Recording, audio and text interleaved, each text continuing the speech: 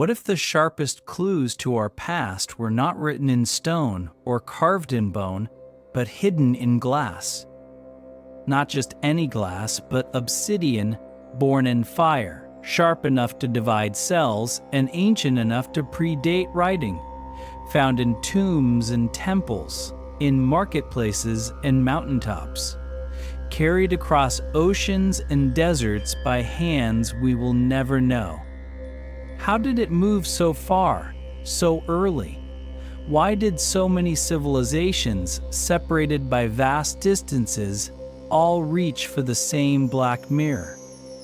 In a world without borders or maps, Obsidian traveled, from the volcanic highlands of Turkey to the sacred fires of Armenia, from the jungle cities of the Maya to the ritual knives of the Aztecs. It shaped economies, sealed offerings, and opened portals to gods and underworlds alike. How did Obsidian reach Iceland from the Caucasus?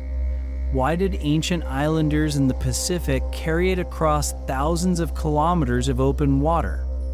And what do we make of the Hoards' buried caches of unused obsidian never reclaimed? This is a trail that spans continents and millennia, and it begins not with a kingdom or a name, but with a single blade buried in ash. This is the story of the Obsidian passports, and you are the one holding them now. The first time I held it, the weight was wrong. Not heavy like stone, not soft like wood. It was cool, almost metallic, and sharper than anything nature should leave behind. I had found it in the ash bed of an ancient river, buried beneath time, waiting. A sliver of black glass, edges still lethal, surface still gleaming. The morning sun caught it, and for a moment I saw my reflection staring back. But this wasn't a mirror, it was a memory, a trace of the first tools, the first choices, the first hands. Obsidian is volcanic glass. It forms when lava cools so fast it can't crystallize. A moment of violent transformation, frozen in time, found in the shadow of volcanoes, in the throat of old calderas, in places where the earth once screamed. And yet, in that silence, humans came, not by accident, not just to survive, but to see. The earliest obsidian tools we've uncovered come from East Africa, the Rift Valley, a land torn apart by tectonics, revealing deep geological secrets. At sites like Melkakuntur and Olduvai Gorge, archaeologists have uncovered obsidian flakes shaped by deliberate hands. These tools are nearly 2 million years old, long before writing, before agriculture, before cities, but not before intelligence. Imagine the scene.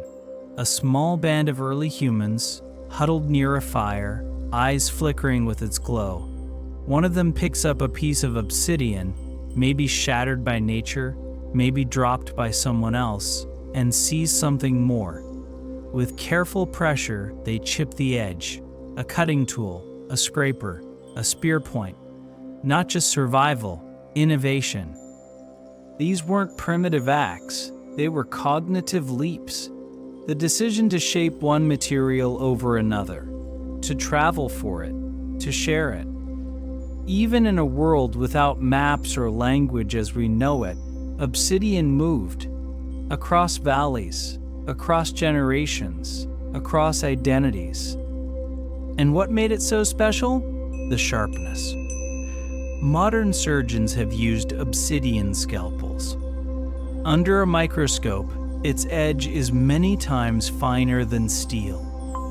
It can divide cells without tearing. That sharpness, that perfection, made it more than a rock. It made it a symbol. It cut. But it also revealed obsidian doesn't just shine, it reflects. In the earliest burial sites, it shows up not just as a blade, but as a polished disc. A fragment of black mirror, laid near the body as if the dead needed to see beyond, as if the living feared what they could not. Some anthropologists argue that obsidian marked the rise of cognitive complexity. that its deliberate use was tied to planning, memory, even ritual. And when I stood at the edge of the excavation site, brushing away the soil from one of those ancient flakes, I felt it, that quiet awe, that moment when the line between artifact and ancestor disappears. They did not write, but they chose. They shaped, they traded. They left behind a glass fingerprint that outlived every word they might have spoken.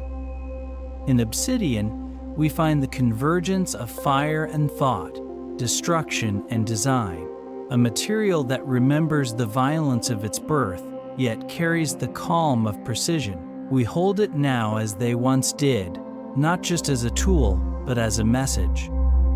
From the first flake struck in Africa's highlands, the story of Obsidian begins, sharp, silent, enduring.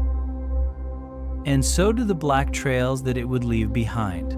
Our next step takes us north, into the forgotten hills of Anatolia, where the black glass traveled far from home and found its way into the hands of another world. It was in the clay walls of Teotihuacan that I first saw them, small black blades nestled beside bones and broken pottery, hidden for nearly 9,000 years. They looked out of place, not because of their age, but because of their origin. This obsidian did not belong to this soil. It had traveled, carried across mountains, passed from hand to hand, long before trade routes had a name. Anatolia, the cradle of so many beginnings, is not known for being gentle. Its spine is jagged, carved by earthquakes and fire, but it is also rich in obsidian. Not everywhere, not evenly, but in specific veins, near volcanic peaks like Mount Nemrut and Goludag, where the earth once melted itself into glass. From these violent origins came one of the most prized materials of the Neolithic world. Obsidian was the first commodity. It moved not with conquest, but with curiosity. From quarries in central Turkey, the glass was transported hundreds of kilometers, on foot, through forests and across plains. The people of Teotihuacan did not make it themselves. They received it, traded for it, sought it out. And not just in small quantities. Entire rooms were found with obsidian caches, polished blades, and flint knappings, as if the material held meaning far beyond its edge. This settlement, one of the oldest known cities on Earth, thrived for centuries. Its inhabitants painted walls with ochre, buried their dead beneath their homes, and climbed to their rooftops to see the stars. And in their hands, obsidian. Every piece tells a story, not just of utility, but of connection, a web of exchange that stretched further than we once imagined. When we analyzed the blades using chemical fingerprinting, the results were clear. This obsidian came from sources as far as 300 kilometers away. Not local, not convenient, deliberate. This was not survival. It was desire, a choice to carry something beautiful and dangerous across wild terrain. And it was not just Teotihuacan. Across the Anatolian plateau, obsidian appears in settlement after settlement, sometimes in areas without a single natural source for hundreds of miles. From the shores of the Aegean to the river valleys of Mesopotamia, the black glass left a trail, a signature, the map of a hidden network. There are no records, no ledgers, no names, but the evidence is etched in stone, in the wear patterns on the blades, in the way some were retouched again and again. These were not disposable tools. They were valuable, some even decorative. Arrowheads shaped more like leaves than weapons, blades stored in graves like offerings to time itself. The people who moved this glass were not merchants in the modern sense. They were travelers, wanderers, messengers, perhaps even storytellers. The obsidian was both gift and currency. It held weight not just in function, but in meaning. A fragment of fire, passed from stranger to stranger, linking villages that had never seen each other's faces. Standing in the highlands, near the slopes of the ancient volcanoes, I imagined them walking, a line of figures beneath the sky, wrapped in furs and wool, cradling glass like treasure, risking storms and hunger for a material that shimmered like water and cut like thought. The black trails of Anatolia are not visible on modern maps, but they exist, woven through ancient settlements, preserved in the dust, whispered through the artifacts they left behind, every shard a footprint, every blade a thread. We follow these trails now to another empire, another belief, another way of life, to the land of sacrifice and stone pyramids, where obsidian was not just traded, but consecrated. The Valley of Mexico awaits. The air in the Valley of Mexico is thin. Even now it feels sacred. The sun hangs lower here, and the mountains keep their silence. But it was not always this quiet. Once this basin was filled with chants, drums, and footsteps, and in its heart rose a city of mirrors, Tenochtitlan, a place where obsidian was not just traded or shaped, but sanctified. Here the black glass was blood-bound, sacred. The Aztecs believed it was the breath of the gods, the hardened smoke of divine fire. They called it Itzli, a stone that could cut not only flesh but the boundary between worlds. In the hands of priests, it became more than a blade. It became an instrument of balance. Archaeologists have uncovered thousands of obsidian artifacts across the region. Knives, spear points, scrapers, mirrors. Some show signs of use. Others were placed untouched in ceremonial caches, buried beneath temple floors or hidden in offering pits.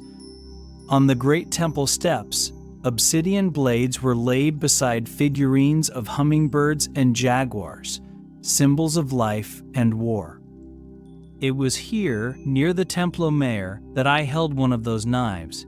Its edge was still flawless, still capable of cutting through skin. The obsidian had not dulled, though centuries had passed. I imagined the hands that last held it, steady, trained, reverent.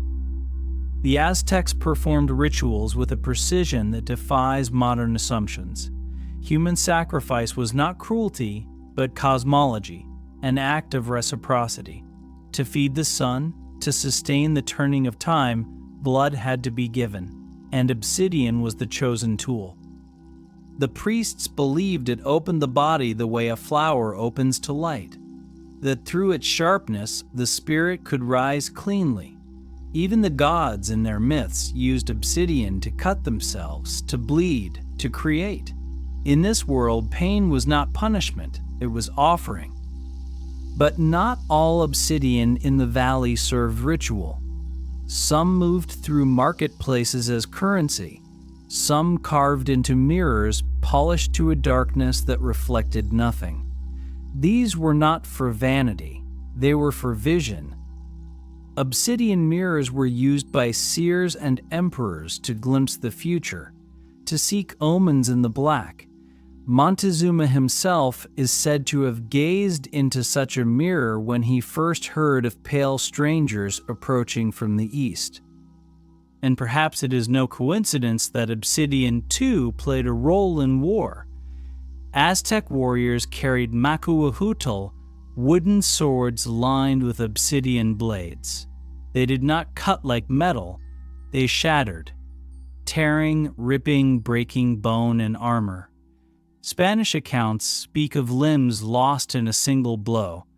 The obsidian edge, sharp but fragile, was not designed to be eternal.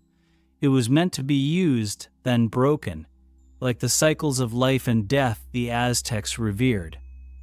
As I walked the ruins of Tenochtitlan, now buried beneath the sprawl of Mexico City, I imagined the city alive again.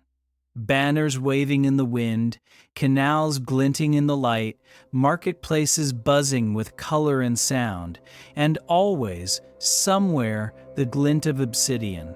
In the hand of a trader, on the altar of a temple, in the eyes of a priest who understood that to cut was not to end, but to transform.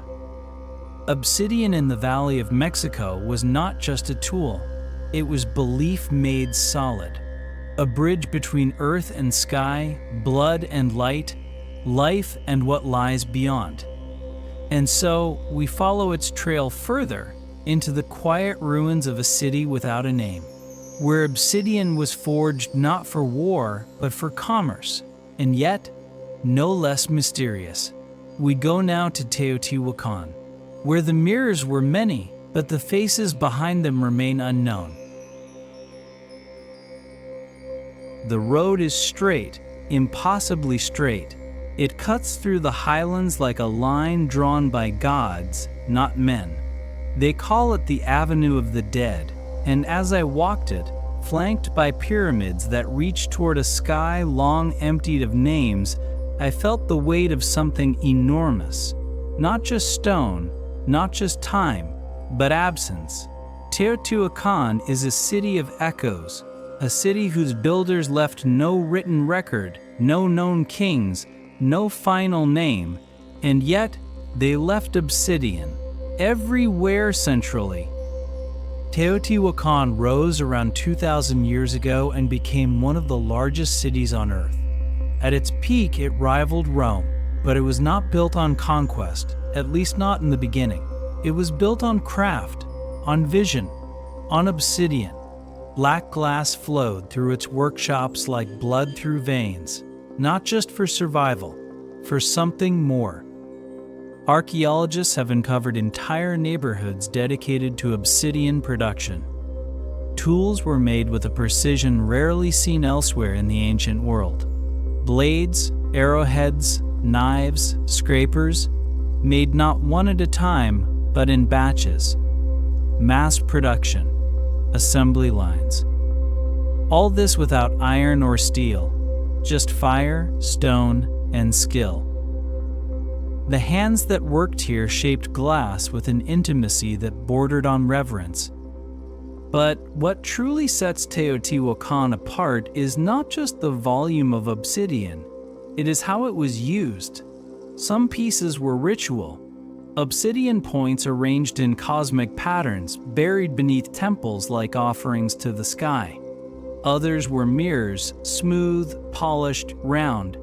Found in elite residences and sacred spaces, these mirrors were not for reflection, but for revelation. The people of Teotihuacan believed obsidian could be a portal, that in its black surface the gods might appear. And then there were the blades, untouched. Thousands of them, found in storerooms, in trash heaps, in temple caches, never used. Why? Perhaps they were currency. Perhaps they were offerings. Or perhaps symbols, tokens of allegiance, badges of a power we can no longer see. Because that is the mystery of Teotihuacan. Its scale is known. Its silence is louder. No royal tomb has ever been found. No inscriptions naming a ruler. No clear image of a face that led it. And yet, the city was ordered, planned, aligned with celestial bodies. Its people built pyramids that mimicked the sun and the moon. They carved serpent heads and painted walls with visions of paradise and war. And they did it all beneath a shared silence. I stood near the Pyramid of the Moon, where obsidian blades had been buried in layers along with animals, weapons, and once human remains. The ritual was not random, it was choreography, every object placed with intent, every blade pointing not just outward but inward, towards something we have not yet understood. Some believe Teotihuacan was a city of collectives, guilds, councils. Others say it was a theocracy, a place ruled by prophecy. Its obsidian suggests both the precision of commerce, the gravity of belief. Even after its collapse, Teotihuacan left its mark. Later civilizations, including the Aztecs, revered it. They gave it its name, the place where gods were born. They believed their own ancestors had emerged from its temples, forged by fire and glass. And perhaps, in a way, they were right, because Teotihuacan never truly vanished. Its obsidian trails lead across Mesoamerica, linking cities and shrines like veins through a body, each fragment a reminder of a civilization that mastered both material and myth. As I left the city, dust clinging to my boots, I looked back one last time. The light caught a shard in the earth, a blade, half buried, waiting. The city may be unseen, but it is not forgotten. And now we move deeper still into the green heart of the jungle, where priests once gazed into mirrors not to see, but to summon, where obsidian was not just a tool, but a window into the underworld. El Mirador awaits. The jungle here is alive with secrets. Vines coil like veins through forgotten temples, and the air hangs heavy with the breath of a world that does not want to be remembered. El Mirador, the lookout, that is what we call it now. But the people who built it called it something else, something we may never know. What remains are pyramids taller than trees, roads swallowed by roots, and hidden in the dark of a royal tomb, a polished disk of black obsidian, a mirror, not to reflect, but to reveal. This was not just a tool, it was sacred, smooth as still water, cold as bone. Set beside the body of a high priest, it was placed not as ornament, but as gateway. The Maya believed that obsidian was more than volcanic glass. It was a conduit, a surface through which gods might whisper and spirits might pass. In the city of El Mirador, one of the oldest and grandest in the Maya world, obsidian was both symbol and censer. It arrived from distant mountains, carried by traders over jungles and rivers through paths that no longer exist. It was rare, precious, and it was never used lightly. Most obsidian artifacts here are mirrors, not blades. This is unusual. In other regions, obsidian cuts. Here it watches.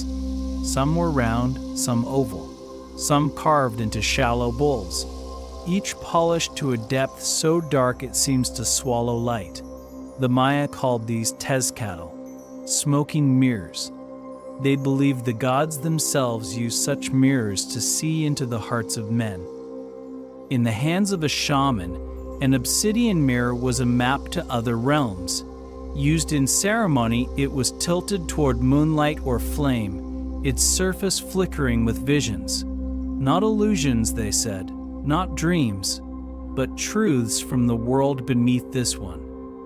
Xibalba, the place of fear, the underworld. There are murals in El Mirador that show these rituals. A figure kneels before a mirror. Smoke rises, eyes wide. The mirror does not show his face, it shows another. Perhaps a god. Perhaps something older. The Maya did not draw for decoration. Every line was intention, every image a fragment of belief. And belief shaped their cities. El Mirador was massive, larger than later capitals like Tikal, but it did not survive. By the 3rd century, it was abandoned, covered by jungle, left behind with its mirrors still hidden in tombs. Why they left, we do not know. Drought, war, disease, or perhaps a change in vision, a silence from the mirrors that once spoke. When I first saw one of these sacred windows, it was under low light deep inside a museum vault. It was round, about the size of a man's hand, uneven, cracked. but still, it pulled at the eye. I felt myself lean in, not out of curiosity, out of instinct, as if something waited on the other side. Obsidian does that. It does not reflect like silver or glass. It holds, it absorbs. You see yourself, but distorted, deeper, stranger. And maybe that is what the Maya sought, not clarity, but transformation, a way to speak across the veil, to see what could not be seen with ordinary eyes. El Mirador is quiet now. The jungle has taken back its stones, but the mirrors remain, buried, watching, waiting. They are not broken, they are not blind, and so we follow their trail again, up into the spine of the continent, where the obsidian crossed mountains and salt flats. Carried not by priests, but by runners, and wrapped not in ritual, but in woven cloth. The Andes are calling. The Andes do not forgive easily. Their peaks rise like the teeth of sleeping gods, and the wind carries a sharpness that no cloth can keep out. And yet, people lived here, thrived here, built empires among the clouds, and among their treasures, obsidian appears again, not as a dominant force, but as a shadow, moving quietly through the corridors of trade and ritual. In this realm of snow and stone, the black glass found its way into the folds of blood and silk. Obsidian in the Andes is not abundant. The nearest sources lie far to the south and west, in modern-day Chile and parts of southern Peru. Yet we find it in places it should not be, in altiplano villages high above sea level, in ceremonial centers where llamas outnumber people, in burial sites frozen into silence. Each fragment tells us the same story. Someone carried it here, not just once, again and again, across a landscape that seems designed to keep people apart. The Inca road system, the Teotihuacan, stretched for thousands of kilometers. It wound through cliffs and valleys, deserts and jungles, connecting outposts like beads on a sacred string. Along this road moved armies, messengers, and goods, not by wheel or beast of burden, but by foot. Relay runners known as chesquis sprinted from one station to the next, carrying messages and small parcels, and sometimes those parcels held obsidian. In a ruined way station near Lake Titicaca, archaeologists discovered a bundle wrapped in alpaca cloth. Inside were small blades, obsidian, carefully shaped, likely never used, placed as if for a journey that had been interrupted. No signs of struggle, no signs of burial, just silence and the waiting glass. The Inca valued obsidian, though not with the same fervor as gold or silver, but they understood its power. Some blades were used in ritual, placed in offering pits or given to the gods alongside maize and blood. Others were symbolic, passed between leaders, used in contracts that had no paper. One shard could seal an oath or sanctify a bond, not through threat, but through tradition. Even before the Inca, cultures like the Wari and the Tiwanaku used obsidian in art and ceremony. Mirrors from these civilizations have been found carved with geometric patterns, their edges framed in silver or bone. These were not battlefield tools. They were objects of power, meant to be seen and to see back. I stood once on a high ridge above Cusco, the ancient capital of the Inca. The sun was setting, casting long shadows across the stones, and in my hand, a small obsidian flake, cold, smooth. It caught the dying light and split it, not into color, but into darkness. A quiet reminder that even in a world of gold, black glass held its place. The Andean obsession was not just with power, but with continuity. The past lived in the present. Ancestors walked beside the living, Mountains were gods, rivers were veins, and obsidian, perhaps, was a way to speak across all of it, a whisper from volcanoes far away, a link between altars and ash. And so the obsidian moved, not in bulk, but in purpose. It crossed peaks, it passed through hands, it outlived empires. Now we leave the mountains behind. The stone paths fall away into ocean spray. But the obsidian does not stop. It sails across scattered islands where stars are maps and stories live in salt. The Pacific awaits. The Pacific is not empty. It breathes, it moves, it remembers. Across its endless horizon lie islands like scattered seeds, each one carrying echoes of a world built not on stone but on story. Here, Obsidian traveled not by foot or caravan, but by canoe, lashed tight in bundles, carried on tides and starlight.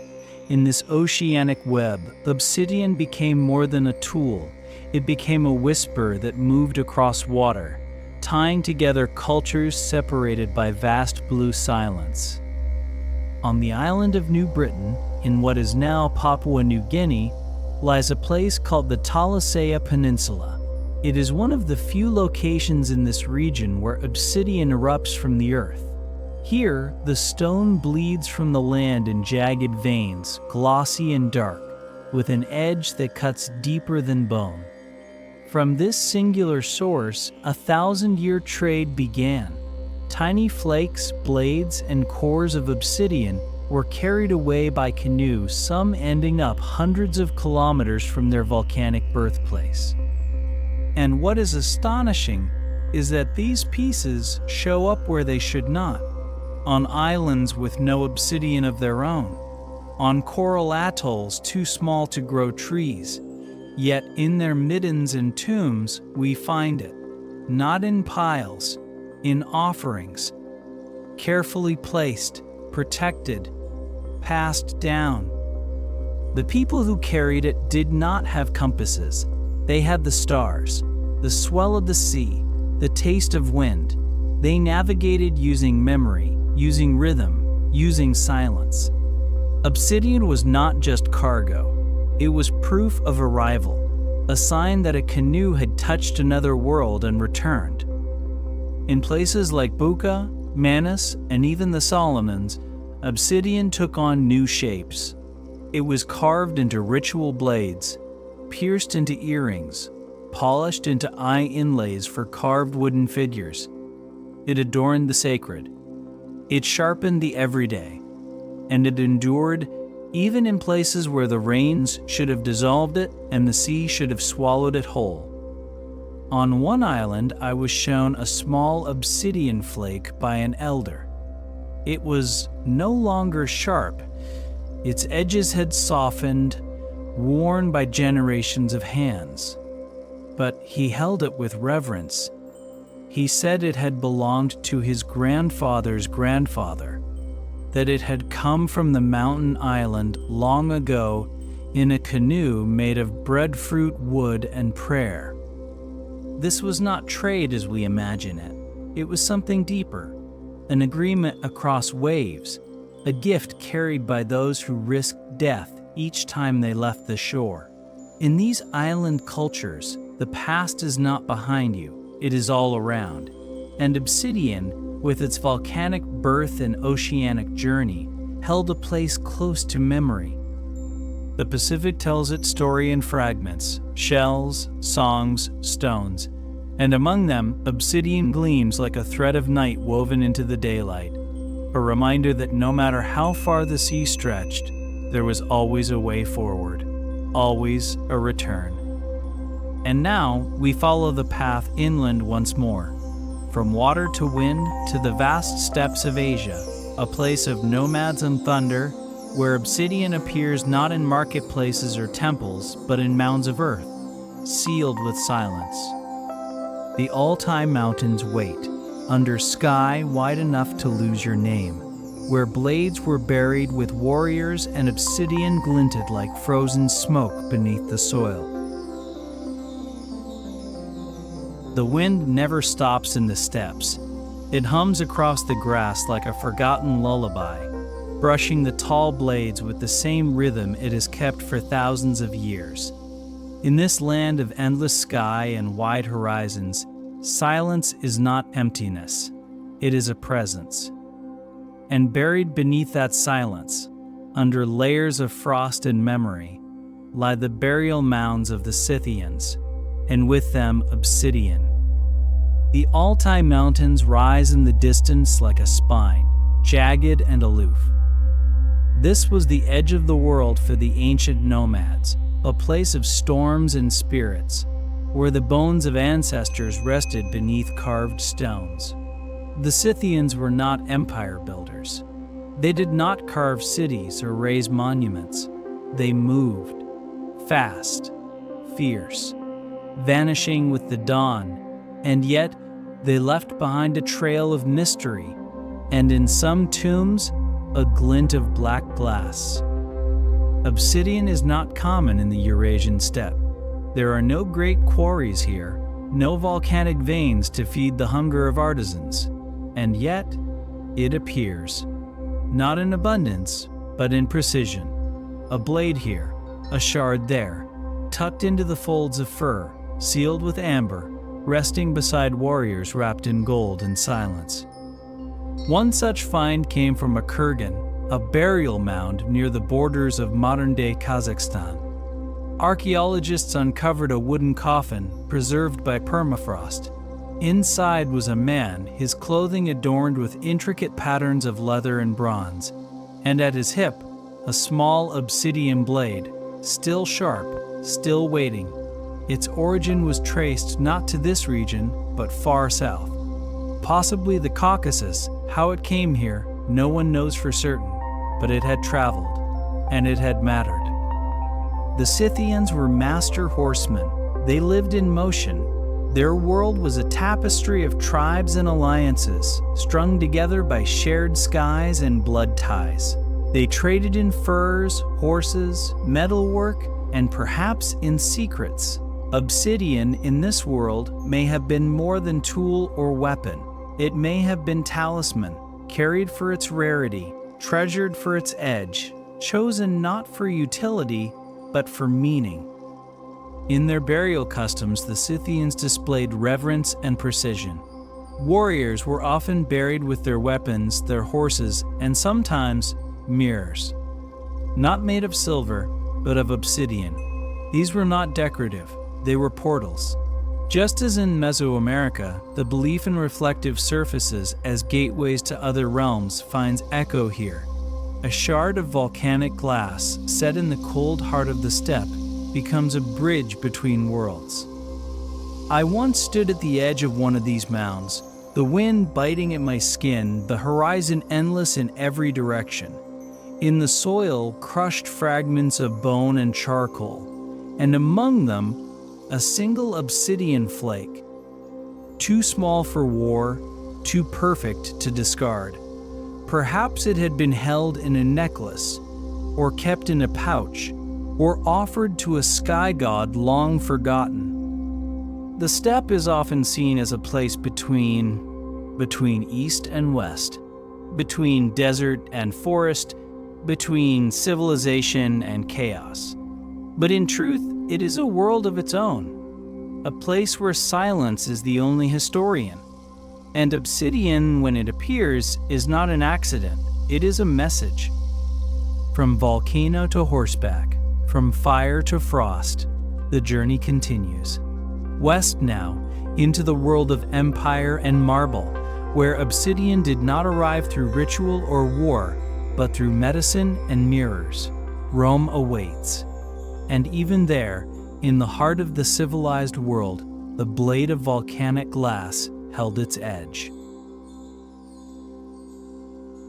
The streets of ancient Rome once echoed with the footsteps of emperors and slaves, senators and stonemasons. Marble gleamed under Mediterranean sun, statues cast long shadows across the forum, and every wall seemed to hum with the order of empire.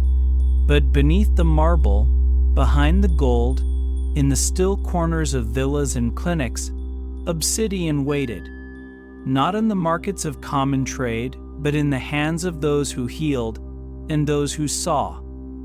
To the Romans, Obsidian was a curiosity, a dark stone from volcanic lands. Pliny the Elder called it lapis obsidianus, named for a traveler who, legend said, first found the stone in Ethiopia. But obsidian was more than a tale. It was a material of choice for those who needed precision. And in the heart of Rome, precision meant medicine. Surgeons in the empire's peak sometimes used obsidian blades for their most delicate procedures. Sharp beyond comparison, these blades left cleaner wounds than bronze or iron.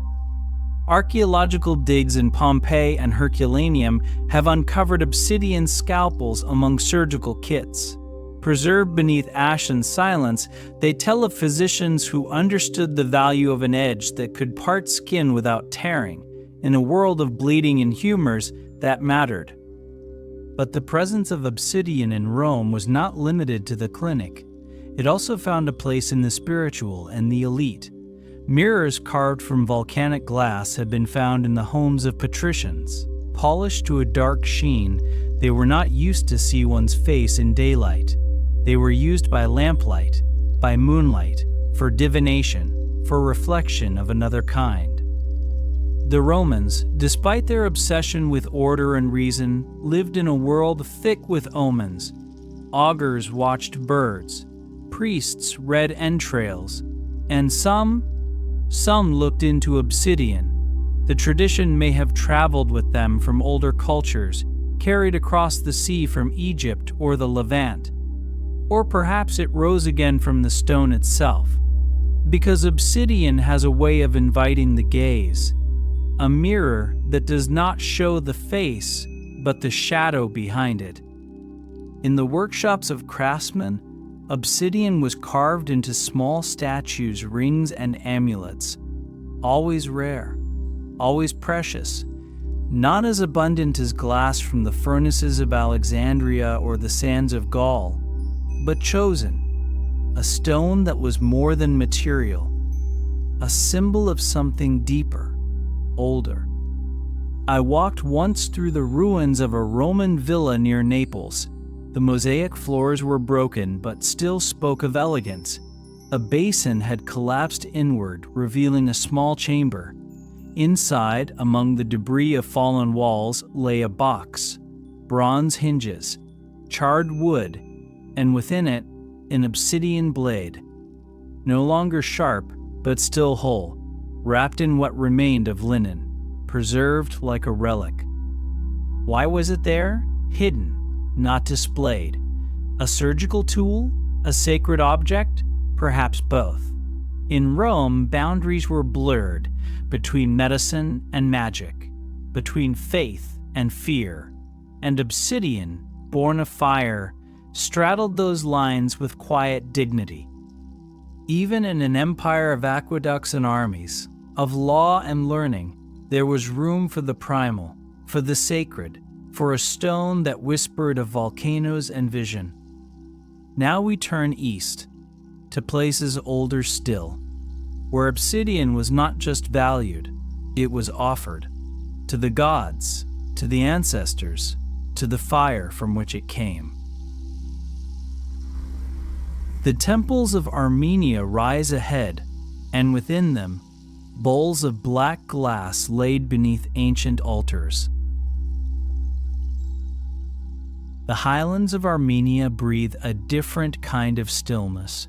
The air is crisp, the stones are old, and the land holds its secrets in layers of ash and bone. Here, in a region where mountains watch each other across great valleys, obsidian is not rare.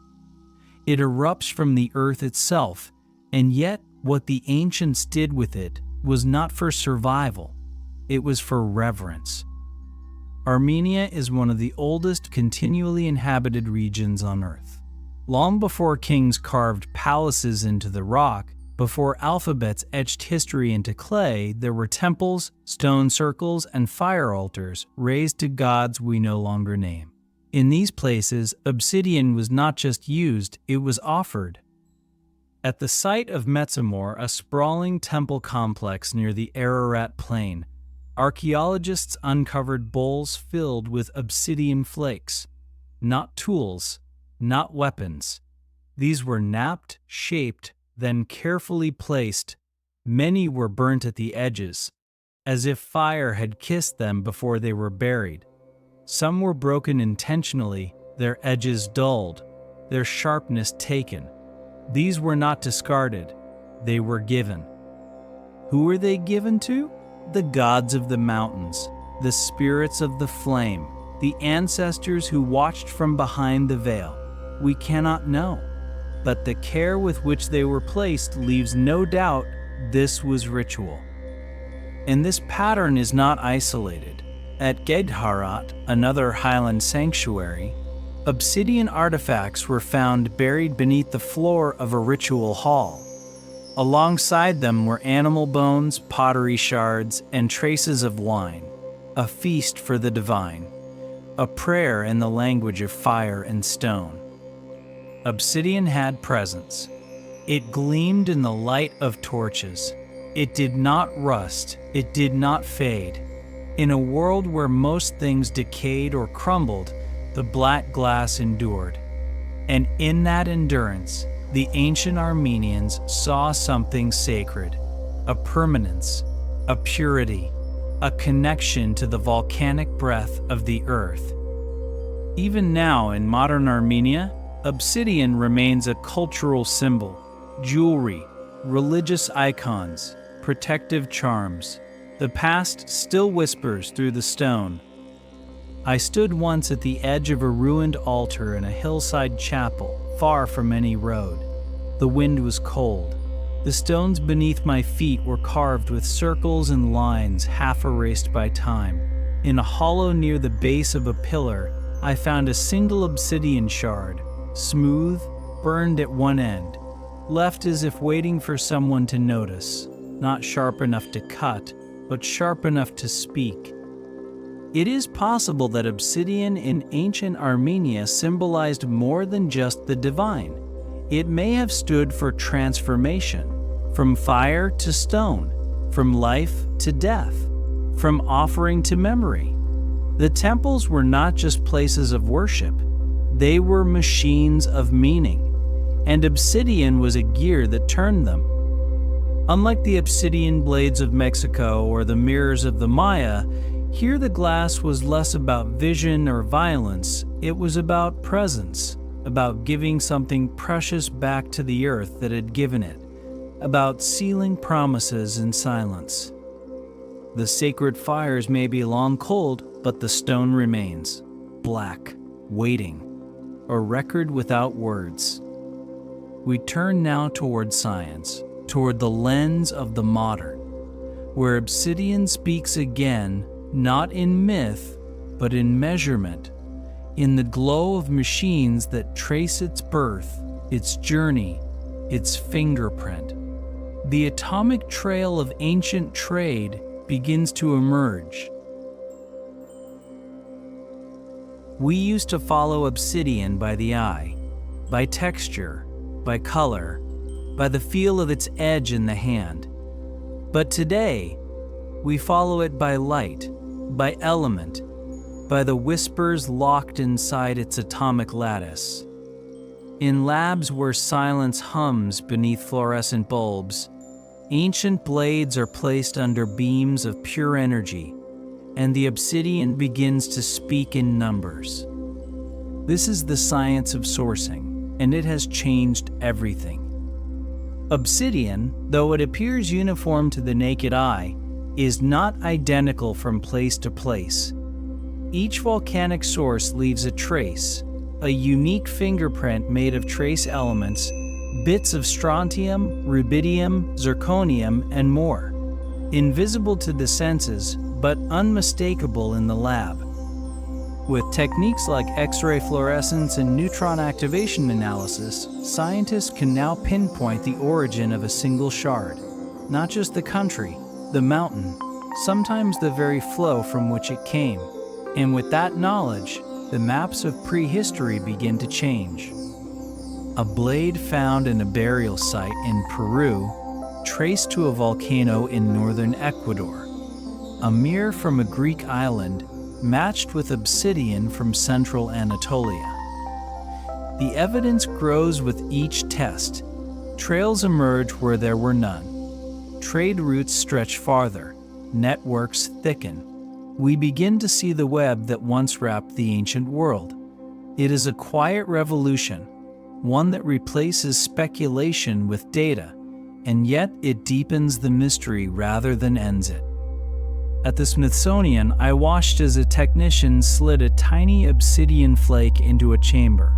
It was smaller than a fingernail, smooth on one side, chipped on the other. The machine clicked. A graph appeared, peaks and troughs. The blade was from the Kamchatka Peninsula, but it had been found thousands of kilometers away on the Japanese archipelago. How did it get there? No boats remain, no names. Only the glass and its echo. What these signatures reveal is not just movement, but intention. Some pieces of obsidian traveled immense distances, crossing cultures and languages. This was not casual. It required planning, trust, and knowledge of terrain. In a world without borders, obsidian became the bridge, not just between places, but between people. In regions like the Near East, sourcing has confirmed ancient patterns of exchange dating back over 10,000 years. Sites in Israel contain obsidian from Anatolia. Villages in Iran hold shards from the Caucasus. The material moved even when people did not, a black thread weaving through time. And in some places, sourcing reveals something more unexpected. Blades found far from any known trade route. Items that should not exist where they do. Outliers, anomalies, evidence of contact we have not yet understood. Each analysis tells a story not just of geology, but of humanity, of desire, of memory, of the urge to carry something beautiful, something sharp, something sacred across the edge of the known world. The obsidian does not lie, it remembers, and so we follow it further, out of the lab, back into the dirt, where caches of unused glass still wait, hoards sealed in pits, hidden from time.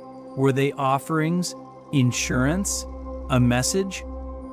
Our next step takes us into the mystery of absence, into the hoards that no hand ever came back to claim, where obsidian was gathered, sealed, and forgotten. Until now. There are moments in excavation when you find something that was not meant to be found. A pit, sealed in silence. A cache of tools untouched by time. And among them, obsidian. Stacked, wrapped, hidden. Not scattered by loss or shattered by war. Carefully placed. As if waiting, as if someone meant to return. These are the hoards, collections of obsidian blades, cores, and flakes buried deep beneath ancient floors, stashed in stone-lined pits, or tucked under layers of ash, found in places as far apart as Hungary, Turkey, and the forests of Eastern Europe. Always intentional, always silent. In the highlands of Armenia, a cave opened after a collapse revealed such a hoard. Inside, rows of obsidian blades lined the floor like a shelf of black feathers, each one flaked to precision, none of them used. The cave showed no sign of human habitation, no fire pits, no bones, no burials, just the blades and the dust. Why were they gathered? Why were they hidden? Some say trade, a merchant's reserve, sealed for later exchange. But many hoards lie far from ancient marketplaces, deep in rural settlements, far from roads. Others say ritual, offerings not to the gods above, but to the land itself, giving back what was taken from the earth. But again, many hordes show no signs of temples, no nearby shrines. And then there is the third possibility, fear. Imagine a time of unrest, the whisper of approaching enemies, a drought that does not break, a sickness that moves too fast. In such times, people hide what matters, not what is most beautiful, but what is most useful. Obsidian, the blade that cuts clean and true, becomes survival, a buried insurance, a promise of return, but in horde after horde, that promise was never fulfilled. At a Neolithic site in southern Anatolia, a rectangular pit was found under a collapsed house.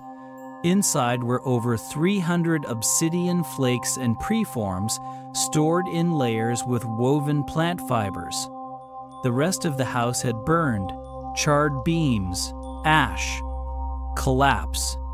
But the pit, untouched. Whoever sealed it had done so before the fire, perhaps days before, perhaps hours. They never came back. The mystery of the Hoard is not just in the presence of obsidian, it is in the absence of the one who left it. These are not graves, there are no bodies, but they feel like memorials to a lost plan, a vanished return, a life that did not continue. Some hoards are vast, others are humble, a few blades and a jar, a pouch tucked under stone. But each one invites the same question: who left this, and why did they never return? I remember kneeling at the edge of one such find. The light was low, the earth was dry, and as we brushed away the last layer of soil, the edge of an obsidian blade caught the sun, still sharp, still waiting, as if no time had passed. As if the hands that placed it might reach out from the soil. The Hoards remind us that history is not just about what was done, it is about what was planned, but never finished. From these absences, we step now toward presence, toward cities long lost, now revealed by light from above, where obsidian glitters beneath jungle canopy and desert sand, where trade became infrastructure, and the black glass was part of the foundation. The cities beneath the trees are calling, and obsidian leads the way. They were always there, beneath the vines, beneath the soil, beneath the assumptions.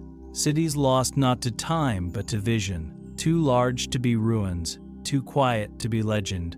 It was not until light returned to them, laser light, scanning from the sky, that their shapes emerged. Roads, canals, temples, foundations of stone and silence. And buried in those foundations, glinting like forgotten stars, obsidian. LiDAR, or light detection and ranging, has transformed archaeology. It cuts through jungle canopy, mapping the earth below in exquisite detail. In Guatemala, it revealed a vast Maya metropolis stretching far beyond what anyone had imagined. In Cambodia, it outlined the sprawl of Angkor not just as a temple complex, but as a true urban landscape. And in each of these invisible cities, obsidian appears not just as artifact, but as infrastructure. In Mesoamerica, cities were not built on steel or marble. They were built on volcanic glass. Workshops mass-produced obsidian tools, not randomly, but in networks. Blades and cores were shaped in one zone, distributed to others. Markets flourished, systems thrived. The glass was currency. It was a language of commerce, a cornerstone of urban life. Teotihuacan, already known for its obsidian industry, now appears even larger when viewed from above. Buried avenues, residential grids, each sector supplied with tools from centralized production zones. The same pattern emerges in Copan, Calakmul, even small settlements whose names we have yet to rediscover. Obsidian made these places possible. It turned wilderness into structure. It cut wood, carved food, cleared space. It made cities breathe. But the role of obsidian was not purely practical. In the spiritual geometry of these places, it also played a symbolic role. Some urban centers show alignment not just to cardinal directions, but to volcanoes, the birthplace of obsidian. As if cities were drawn toward the source, as if the builders listened not just to stars, but to stone. In Oaxaca, LiDAR uncovered terraces on mountain slopes where obsidian was worked in open air, not just near the city, inside it. The labor was not hidden, it was central. Craftsmanship was woven into civic life, each blade chipped in rhythm with the heartbeat of the city. And when these cities fell to war, drought, or slow unraveling, the obsidian remained. Unlike wood or thatch, it did not decay. Unlike gold, it was not looted. It stayed where it was needed last. In kitchens, in altars, in walls. I walked through one such city, its name long forgotten, revealed by LiDAR and now barely cleared. The ground was uneven, roots pushed up between stones. But at my feet, near the outline of what had once been a doorway, I saw a small obsidian blade, broken, left where it fell. It had not been buried, it had been used. It belonged to the last moment before silence. Obsidian foundations are not like those of concrete or steel. They do not hold up the walls. They hold up the memory. They tell us that these cities were not just made of stone, but of connection, volcanic glass, carried from distant mountains, shaped by hands that built not just homes, but worlds. Now we follow that connection further, to places where obsidian was not part of the plan, where it appears without explanation, where one shard rewrites what we thought we knew, where the map folds strangely, and history begins to misbehave. The anomalies await. Most obsidian follows patterns, from quarry to village, from workshop to market, from offering pit to altar, but not all of it obeys the rules. There are pieces that should not be there, shards that appear like whispers in the wrong place, at the wrong time, holding stories no one remembers writing. These are the anomalies, the outliers, the quiet fragments that resist explanation. In Iceland, on a windswept ridge near a Viking settlement, archaeologists uncovered a single piece of obsidian, sharp-edged, worked, not native. Iceland has no natural sources of obsidian. The nearest quarries lie thousands of kilometers away. Testing showed the stone came from the Caucasus, a mountain range on the far edge of the Black Sea. How did it get there? No ship is known to have made such a journey at that time. No record names a trade route. And yet, the glass was there, real, tangible and cognizance of sexual sex. Another shard was found in Morocco, near the ruins of a Phoenician outpost, traced not to local geology, but to volcanic flows in the Azores. Islands that, by official accounts, remained untouched by human hands until long after. Yet the signature was clear. The cut was deliberate. Someone had crossed the sea with fire in their pouch. These finds are not frequent, but they persist, and with every one the map begins to fray. Lines once thought secure start to shift. Distances lose their certainty. Contact zones expand beyond the reach of known civilizations. What are we seeing? Mistakes in the record? Contamination in the lab? Perhaps. But not always. Some anomalies have been retested, confirmed, peer-reviewed. They hold. In a burial mound in the Scottish Highlands, a mirror fragment was unearthed beside a body wrapped in layers of animal hide. The fragment, black, polished, reflective, was obsidian. Its chemical signature pointed to Anatolia. There are no known networks connecting Bronze Age Scotland and prehistoric Turkey. No roads, no fleets, and yet someone brought that mirror across thousands of kilometers, or passed it hand to hand, tribe to tribe, over generations. A slow drift of memory, encased in glass.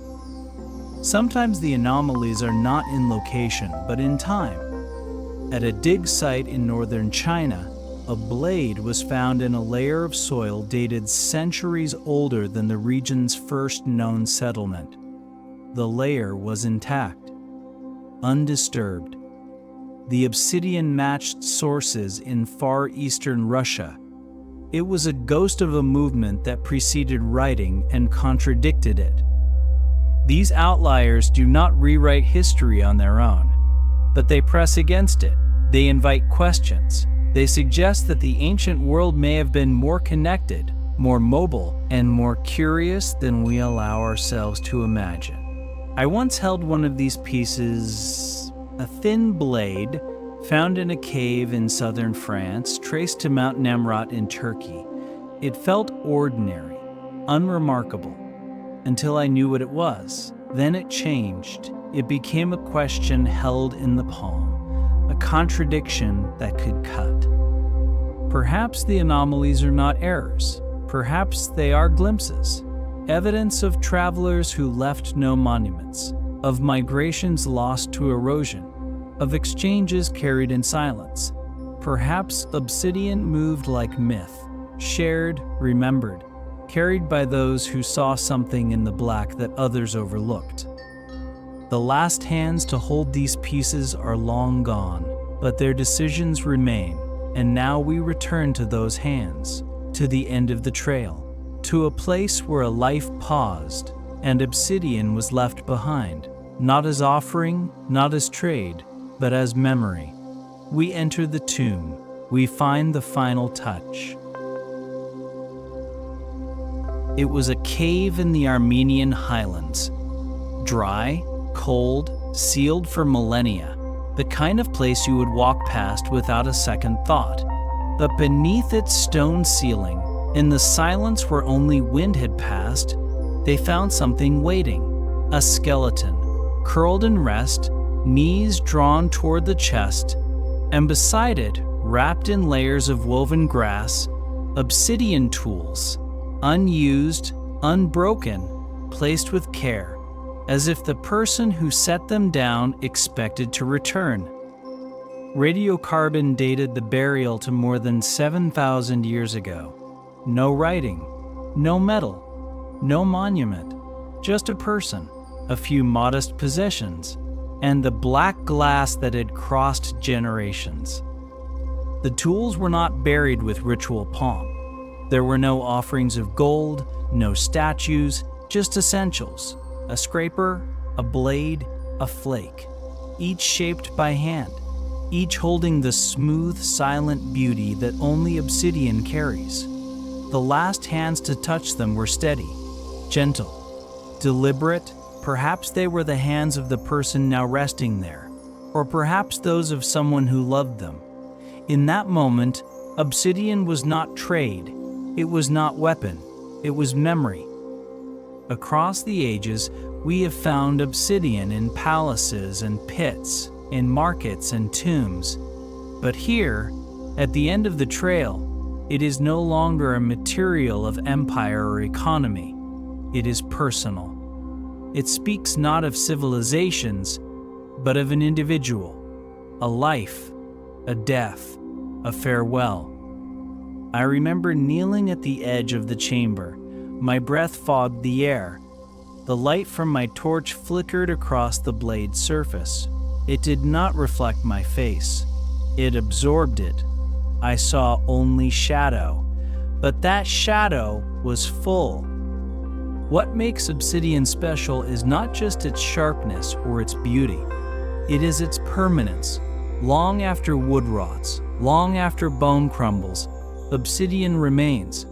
It carries the shape of the hand that touched it, the pressure of the thumb that held it, the intention behind the edge. It is a conversation across time, one spoken without words. Perhaps that is why it so often appears at the end of a life, a final gift, a final gesture, the last thing given when nothing more can be said. All across the world we see this pattern, in the deserts of Peru, in the mountains of Anatolia, in the forests of Japan. Obsidian placed beside the dead, as if to guide them, or to remember them, or perhaps to meet them again someday. The person in the Armenian cave never rose again, but the tools they left behind kept waiting, patient, silent, not forgotten. And that is the truth of obsidian. It moves through fire, through hands, through centuries. It links places that never knew each other. It survives what we do not. It is a passport, yes, a witness to trade, to ritual, to ambition. But in the end, it is something more. It is the final touch, the gesture of presence in the vast hush of absence, a black mirror in which we glimpse not only the past, but ourselves. The trail ends here, or perhaps it only pauses, because obsidian waits, and so does history. Obsidian is more than volcanic glass. It is memory made solid. A sliver of time that does not fade. Across continents and cultures, it is moved like a quiet current, connecting the hands of hunters, healers, seers, and kings. Wherever it appears, it speaks the same silent truth, that even before the written word, we were already telling stories, through edges, through offerings, through the paths we carved across the land. From Anatolia's mountain trails to Mesoamerican temples, from ocean-crossing canoes to forgotten tombs, obsidian never traveled alone. It was carried with purpose, with belief, with vision. It was currency, yes, but it was also promise, a sign that what we create and what we carry can outlive us. We often think of history as loud, empires rising, cities burning, names carved into stone. But obsidian teaches us that the quiet things endure, the fragments, the flint flakes, the mirrors that do not reflect but remember.